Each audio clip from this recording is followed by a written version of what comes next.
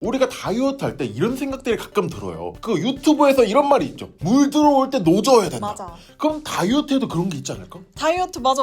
왜냐면 보통 인생에 가속도를 내야 되는 부분들이 꼭 있잖아요. 기회가 왔을 때. 하다못해 공부를 할 때도 이때 가속도를 내야 뭐 서울대를 갈 수 있다 이런 것들이 막 학원 플랜카드로 막 걸려 있잖아. 그치. 다이어트에도 그런 게 있습니다. 어. 까보시죠. 오늘 총 4개를 말할 건데 둘 이렇게 나눌 거예요. 근데 그걸 가장 명확하게 나눠주는 기준은 다이어트가 안 될 때, 그러니까 다이어트를 더 열심히 해야만 할 때, 그리고 나머지 2개는 다이어트는 잘 되고 있는데 거기서 더 펌핑을 줄 방법 2가지입니다. 그렇게 해가지고 총 4개. 오. 그래서 가장 첫 번째는 바로 살이 안 빠지는데 배는 고플 때예요.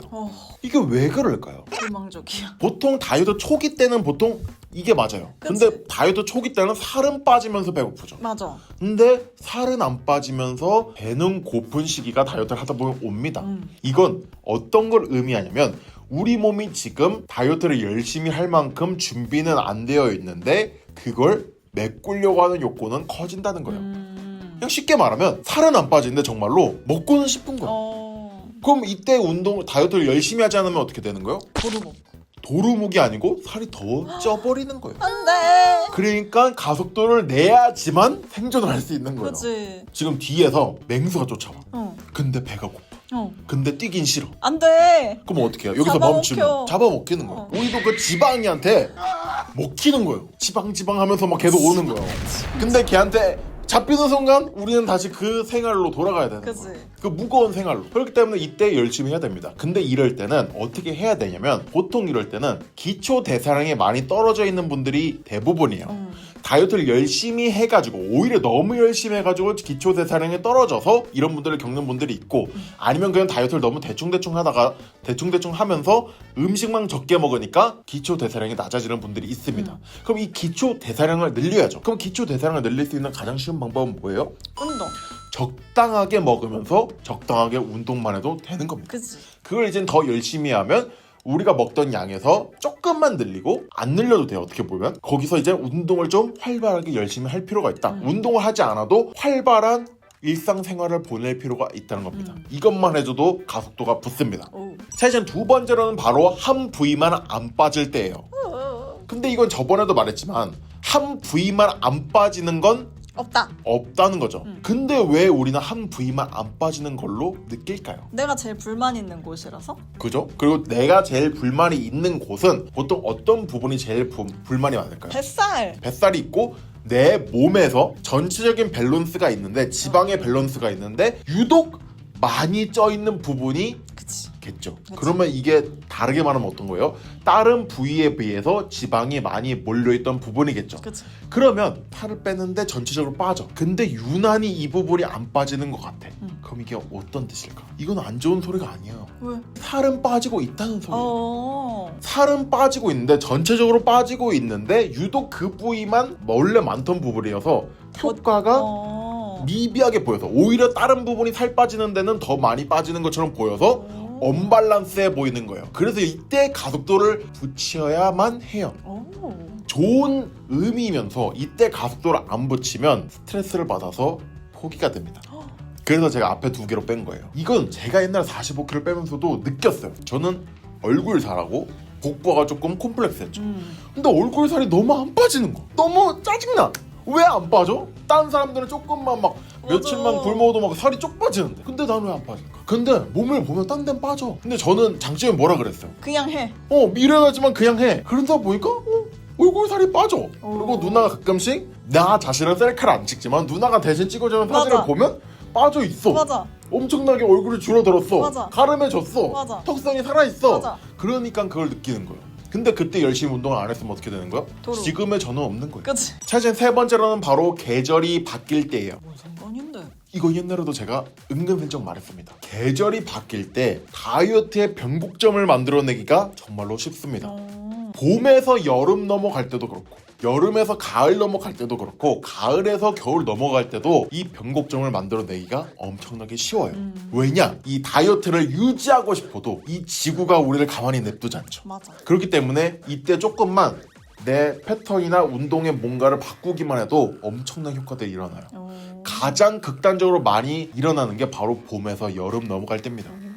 지금도 거기에 속해 있어요. 봄에 열심히 했는데 봄보다 여름에 다이어트가 하기가 빡세요. 맞아. 일단 마시는 것도 많이 늘어난 것도 맞지만 일단 덥고 운동을 하기가 너무 힘들어요. 하다못해 에어컨이 빵빵 나오는 헬스장이나 필라테스장, 요가장에서도 겨울에 운동하는 거하고 여름에 운동하는 게 천지 차이입니다. 땀나는 양이 달라요. 그래서 보통 많은 분들이 여기서 운동량이 줄어들어요. 근데 이때 변곡점을 만들어내지 못하면 오히려 이때 기초대사량이 떨어져서 가을이 되면서 살이 찝니다.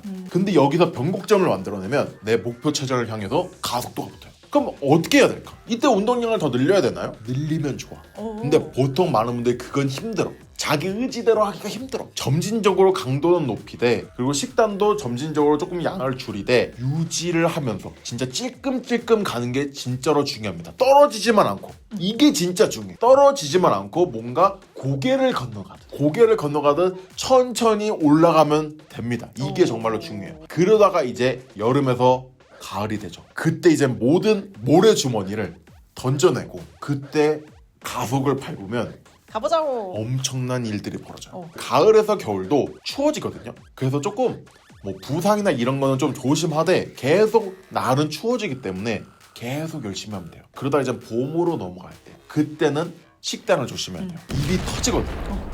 그래서 그런 것들을 조금만 계절마다의 특색에 따라서 조금씩만 생각해서 변곡점을 만들어낼 방법이 보이잖아요. 그것만 지켜줘도 엄청난 효과들이 일어납니다. 제가 45kg 뺄 때 정말로 덕을 많이 봤어요. 그리고 이제 마지막으로 네 번째가 이상할 정도로 힘이 넘칠 때예요. 아픈 거 아니야? 코로나가 유행할 때 나. 코로나에 걸리기 직전 많은 사람들이 나. 힘이 넘친다 그랬죠.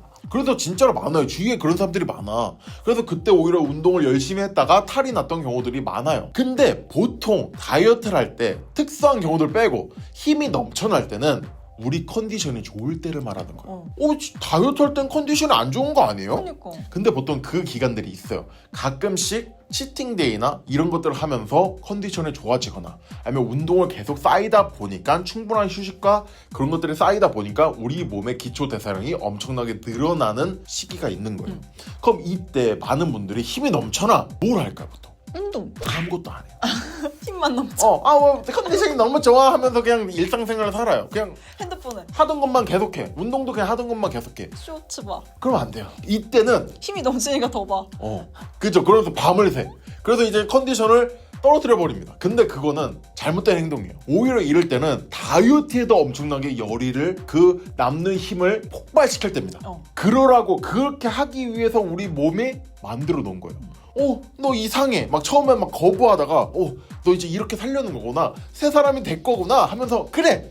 우리도 새 사람이 돼보자 해가지고 에너지를 이만큼 만들어 놓은 거야. 막 지방을 막 갖다 써가지고 풀대출 땡긴 겁니다. 근데 풀대출을 땡겼으면 뭘 해야 돼? 투자를 해야죠. 근데 투자 안 하고 그냥 그 돈을 놀리고 있는 거야. 이자는 쌓이고 있는 거야. 그러다가 어떻게 되는 거야? 채무가 옵니다. 그죠. 그게 바로 나중에 우리의 다이어트가 채무가 오면서 기초 대량이 떨어지면서 악순환이 되는 거야. 그래서 이때는 어떻게 해야 된다? 가속 페달을 밟아야 된다. 식단을 줄이지 않더라도 운동량을 엄청나게 늘려야 된다. 마음가짐을 가지고 있어야 된다. 그런 생각을 가지고 있어야 된다. 이것만 지키셔도 다이어트에서 엄청난 효과를 보실 겁니다. 자, 그럼 여러분 오늘 영상이 도움이 되셨다면 좋아요, 구독, 댓글 부탁드려요. 빠이.